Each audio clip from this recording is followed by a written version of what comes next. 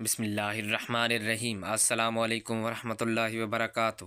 نماز فجر پڑھنے کی برکتیں، نماز فجر کی فضیلت، نماز فجر پڑھنے کے فائدے۔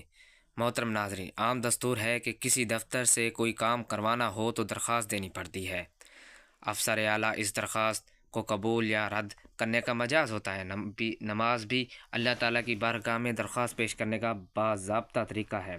حدیث پاک میں آیا ہے کہ نبی کریم صلی اللہ علیہ وآلہ وسلم کو جب بھی کوئی مشکل پیش آتی، آپ دو رکعتیں صلاۃ الحاجات پڑھ کر اللہ تعالیٰ سے دعا فرمایا کرتے تھے، اور یہی عمل صحابہ کرام رضی اللہ تعالیٰ عنہ کو بھی سکھایا کرتے تھے۔ مومن کو چاہیے کہ ہر مشکل وقت میں 2 رکعتیں پڑھ کر اپنے رب کا دروازہ کھٹکایا کرے۔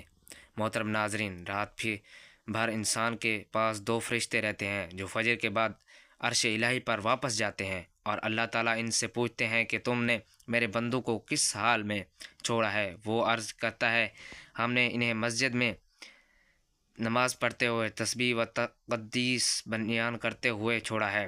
اللہ جل شانہ فرماتے ہیں کہ اے فرشتوں، تم نے ہی تو کہا تھا آپ بنائیں گے اس کو وجود جو زمین میں فساد مچائے گا، جبکہ میں نے کہا تھا میں وہ جانتا ہوں جو تم نہیں جانتے۔ دیکھا میری بات پوری ہوئی، میرے بندوں نے فساد مچانے کی بجائے میری عبادت میں اپنا وقت گزارا ہے، پس تم گواہ رہنا کہ ان کی عبادت کے بدلے میں انہیں بخشش عطا فرما دی۔ سبحان اللہ۔ جنت میں رات ہوگی نہ دن، سخت گرمی ہوگی نہ گرمی۔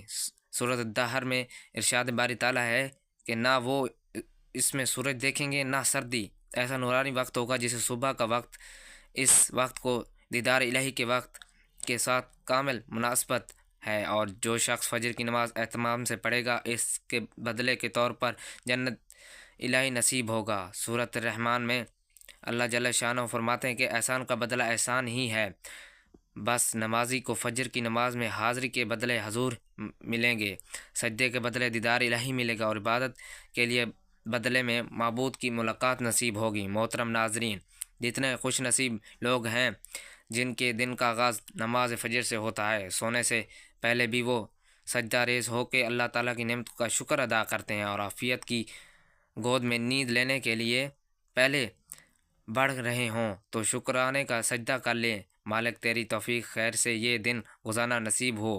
بزرگ فرماتے کرتے ہیں تھے کہ سونے سے پہلے 5 انگلیاں بھی گن لیا کرو، 5 نمازیں بھی گن لیا کرو۔ اگر 5 نمازیں پوری ہیں تو اللہ کا شکر ادا کرو، اللہ جل شانہ نے تمہیں نماز پڑھنے کی توفیق فرمائی۔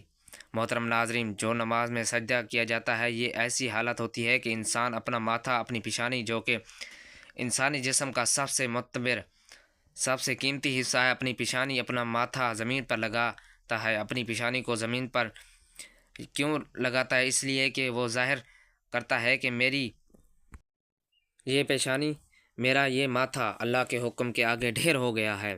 نماز پڑھنا اور سجدہ کرنا میرے رب کا حکم تھا، اپنی پیشانی کو سجدے میں زمین پر لگاؤ، یا اللہ میں نے تیرے حکم کی تعمیل کی، میں اکڑا نہیں، میں اترایا نہیں، میں نے اپنے جسم کا سب سے بہترین حصہ، سب سے قیمتی حصہ تیرے حکم کی خاطر جھکا دیا ہے۔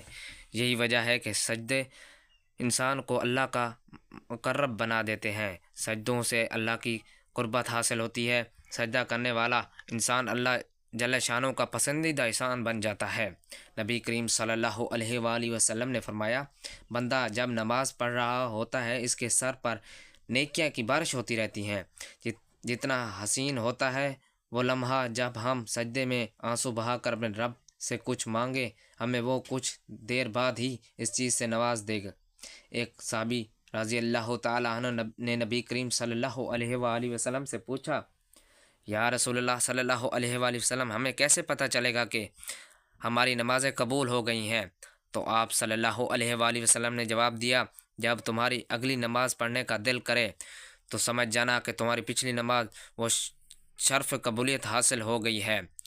محترم ناظرین، کیا یہ سزا کافی نہیں کہ اللہ تم کو سب کچھ دے کر بھی سجدوں کی توفیق نہیں دے رہا؟ قبر میں تعداد ایسے لوگ ہیں دفن ہیں جنہیں کل سے نماز اگر آج شروع کرنی تھی نماز کو مت کہو کہ مجھے کام کرنا ہے، بلکہ تم کام سے کہو کہ مجھے نماز پڑھنی ہے۔ مصروف زندگی نماز کو مشکل بنا دیتی ہے، لیکن نماز زندگی کو آسان بنا دیتی ہے۔ اگر مسجد میں نماز کے دوران پچھلی صفوں میں بچوں کی آوازیں نہ آئیں تو پھر اپنی اگلی نسل کی دین کی فکر کرو۔ نبی کریم صلی اللہ علیہ وآلہ وسلم نے معراج کی شب کچھ لوگوں کو دیکھا کہ کچھ لوگوں کے سر پتھر سے کچلے جا رہے ہیں اور ریزہ ریزہ ہوتے جاتے ہیں، پھر ان کے سر ٹھیک کر دیے جاتے ہیں اور پھر دوبارہ پتھروں سے کچل دیے جاتے ہیں، پھر ٹھیک کر دیے جاتے ہیں اور پتھر سے کچلے جاتے ہیں۔ جبرائیل امین علیہ الصلاۃ والسلام نے کہا، اللہ کے رسول صلی اللہ علیہ وآلہ وسلم، یہ آپ کی امت کے وہ لوگ ہیں جو نماز میں کاہلی اور سستی کیا کرتے تھے، کاموں کا بوجھ تھا، نماز کا وقت ہو گیا، اب پڑھنی پڑے گی، دیر کرتے رہتے تھے۔ پہلے وہ پڑھنا نہیں چاہتے تھے، اگر پڑھنی پڑ جاتی تو پھر نماز کی وجہ سے اس کے سر بوجھل رہتے تھے، آج ان کے وہ سر کچلے جا رہے ہیں۔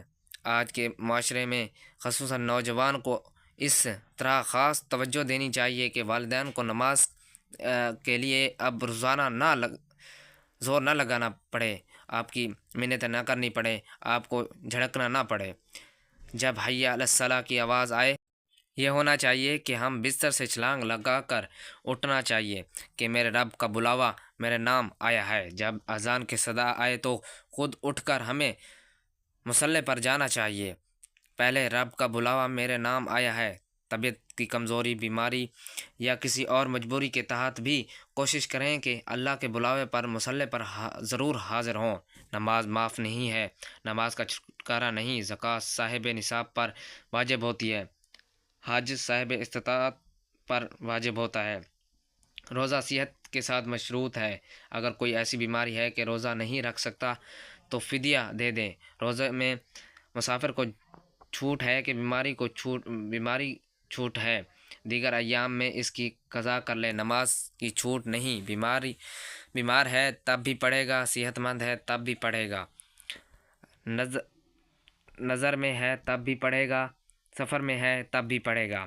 بالغ کے اوپر نماز کی کسی صورت بھی رخصت نہیں ہے، کھڑے ہو کر نماز نہیں پڑھ سکتا تو بیٹھ کر نہیں پڑھ سکتا تو لیٹ کر پڑھ لے، لیٹ کر نہیں پڑھ سکتا تو اشارے سے پڑھ لے، وضو کے لیے پانی دستیاب نہیں ہے تو تیمم کر لے، حالت سفر میں ہے کہ تم تو قصر کر کے یعنی آدھی نماز پڑھ لے، پوری نہ پڑھے، دشمن کے مقابلے میں ہے تو صلاۃ الخوف کی صورت میں پڑھ لے۔ یہ نماز کے مسائل ہیں، اتنی اہم نماز ہے جو کسی صورت میں معاف نہیں ہے۔ سردیوں میں عموماً ایسا لگتا ہے کہ نماز کے دوران بہت کم وقفہ ہوتا ہے، کہ جس کی وجہ سے یوں لگتا ہے کہ ابھی تو نماز پڑھی ہے، پھر اگلی نماز کا ٹائم ہو گیا ہے۔ جو شخص ایک نماز کے بعد اگلی نماز کے انتظار میں مسجد بیٹھ گیا تو اس کے فرشتے ناز برداریاں کرتے ہیں۔ مسجد میں صحابہ کرام رضی اللہ تعالیٰ عنہ بیٹھ جاتے تھے، ایک نماز پڑھی تو دوسری پڑھی کر جائیں گے، اور جب نماز کا وقت آتا تھا وہ انتظار کرنے کی بھی ابھی تک اذان نہیں آئی۔ نبی کریم صلی اللہ علیہ وآلہ وسلم نے جب حضرت بلال حبشی رضی اللہ تعالیٰ عنہ کو اذان کے لیے کہتے تو بلال اٹھو، ہمارے دل کو راحت پہنچاؤ، نبی کریم صلی اللہ علیہ وآلہ وسلم نے نماز کو آنکھوں کی ٹھنڈک قرار دیا ہے، نماز دل کا قرار ہے، راحت قلوب۔ محمد صلی اللہ علیہ وآلہ وسلم، یہ معراج کا تحفہ ہے جو ہمیں نصیب ہوا۔